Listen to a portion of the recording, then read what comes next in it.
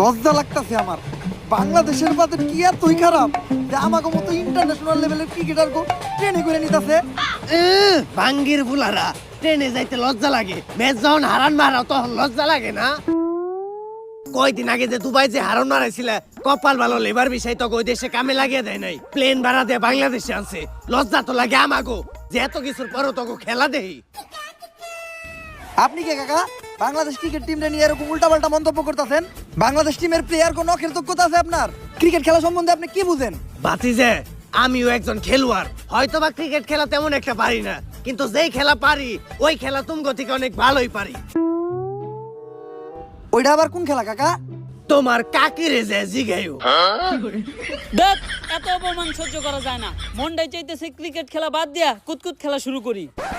বাদ চাই বাতিজে, কুতকুত খেলাই যাও না। কুতকুত খেলাটা অন্তত বাংলাদেশের মেয়েরা খুব ভালোভাবেই খেলতাছে। তোমরা কুতকুত খেলাই যায় কুতকুত খেলাটারে ডুবাইও না। কাকা এত দুর্বল মনে করেন না আমা করে।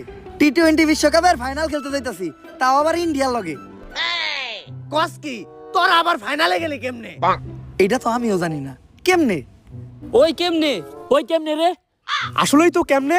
আর এই সমীকরণ মিলাইয়া ইন্ডিয়া লগে আফগানিস্তান হারছে, আফগানিস্তানের লগে আবার পাকিস্তান হারছে, পাকিস্তানের লগে আবার শ্রীলঙ্কা হারছে, অস্ট্রেলিয়ার আবার শ্রীলঙ্কা হারাইছে, শ্রীলঙ্কার আবার পাকিস্তান হারাইছে। এমনি আমরা বাংলাদেশ ফাইনালে গেছি। ও সমীকরণ, তাই তো কই সমীকরণ ছাড়া তো তগো আবার ফাইনালে ওঠা সম্ভব না। হন, ছোটবেলায় আমার নানি আমার একটা কথা কইতো, সমীকরণ মিলিয়ে যারা ফাইনালে যায় তাগো জোর নাই পুতাই। অনেক হইছে, কথা কই আর শরম পাওয়ার দরকার নাই। ট্রেনের সিটে অন্তত বয়ে যাইতে দিতাছে, এতেই আলহামদুলিল্লাহ। কোন কি ভাই, সিটে বয়ে যাইতে তো টিকিট লাগে, আর আমগো কারো কাছেই তো টাকা নাই। আমরাই তো যাইতেছি আপনার ভরসায়। টাকা তো আমার কাছেও নাই।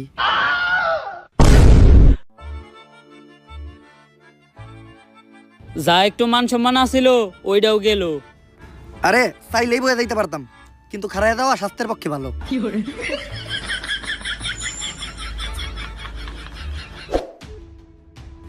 এইটা আর মাইনা নেওয়া যাইতাছে না।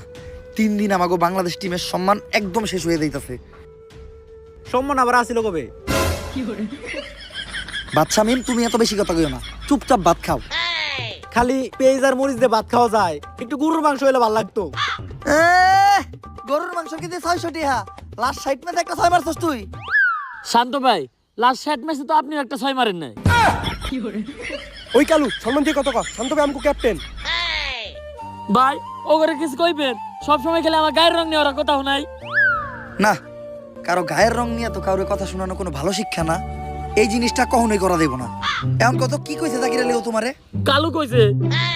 তাহলে তো ঠিকই আছে, কালুরে তো কালুই কইব। সত্য মাইনা নিতে হইব, সত্যের সাথে কখনো আপোষ করা দেব না। ঠিক। দুঃখের বিষয় হলো বাংলাদেশ টিমও একটা ভালো ক্যাপ্টেন পায় নাই। কিরে তোরা সবাই ঠিক কইলি কা? ভাই সত্য মেনে নিতে হইব, সত্যের সাথে কখনো আপোষ করা যাবে না। আসল কথায় আয়, সমীকরণ মিলায় হইলো বাংলাদেশ এবার টি-20 ওয়ার্ল্ড কাপের ফাইনালে চলে গেছে। দুঃখের বিষয় হলো আমাগো প্রতিপক্ষ দল ইন্ডিয়া। যেমনি হোক ইন্ডিয়ার হারাইয়া বাংলাদেশের মানুষের কাছে আমাগো আগের সম্মানটা ফিরে আনতে হইব। কিন্তু আমরা কোনো ম্যাচে জিতি না কে? ভাই আমার মনে হয় বাংলাদেশ টিমের উপরে কোনো শনি লাগছে। বাংলাদেশ টিমের সবচেয়ে বড় শনি তো বাংলাদেশ টিমের প্লেয়াররা। ভাই ওর কথাও কিন্তু ফালিয়ে দেওয়ার মতো না। এই সমস্যার সমাধান দিতে পারবো শুধুমাত্র একজন, প্রান্তিক লালু।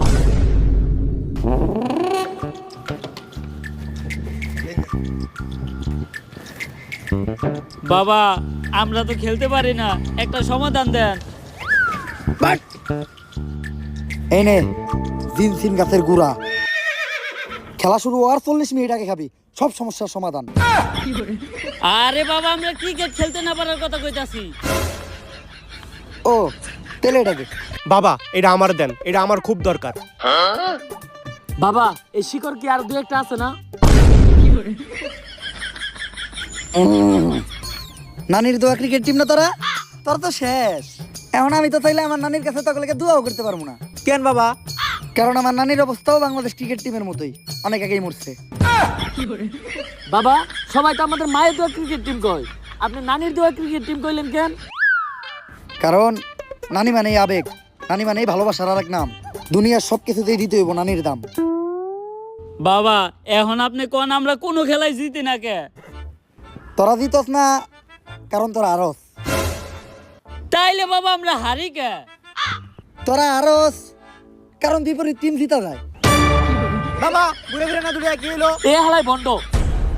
এই আমার একজ বন্ড পইরা দিমু এমন মন্ত্র নগদে তোর পাখি হয়ে যাবো 2 খণ্ড। বাবা মাপ। বাবা রাগ করেন না, খেলতে পারার কোনো একটা সমাধান দেন। এজন্যই আমি তোকে লেগে একটা বই লিখতাছি, খেলতে পারার গর্জন। এই বই পড়লেই শিখবে ক্রিকেট খেলা, খেলতে পারবে বেশ। তোমরা ভালো খেললেই জিতে যাবে বাংলাদেশ।